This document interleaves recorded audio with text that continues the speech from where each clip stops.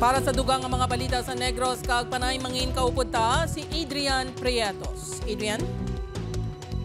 Yes, George, mga kapuso, madamong kinasalamat. 22 anyos na lalaki patay matapos ng pulihan kastigo sa mag-utod sa Bacolod City. Isa sa mga suspect, minor de edad. Yaring balita ng ating gintutukan.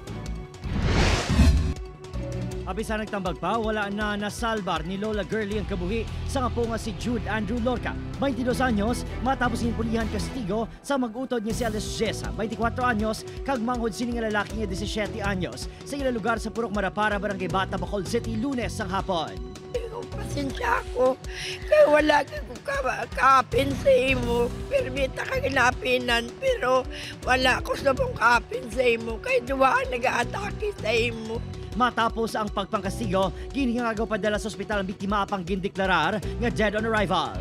Yes, according sa mga witness natin, may mga yung using pitsocorno. So sa likod, kasulan sa tunot na naimbal sa na nila.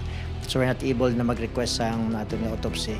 Baka yung dugo siguro. No? Ang babaeng suspect ang kahagugma sang tiyo sang biktima. Upod nga nag-iisar sa isa lang kabalay ang biktima kag ang duha ka suspect. Ginatulong rason sang kinagamo ang ginaaligar paggamit sa biktima sang bayo sa minor de edad nga suspect nga wala nakalisensya. Ginagmay mo lang ng iyati, ano mo kay ginadumtangin nilang bata nga sa bayo mo lang.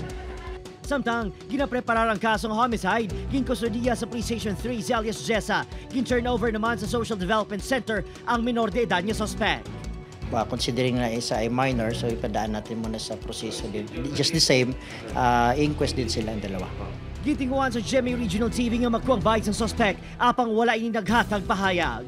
Opod, Kiril Castillo, Adrian Prietos, 1 Western Visayas.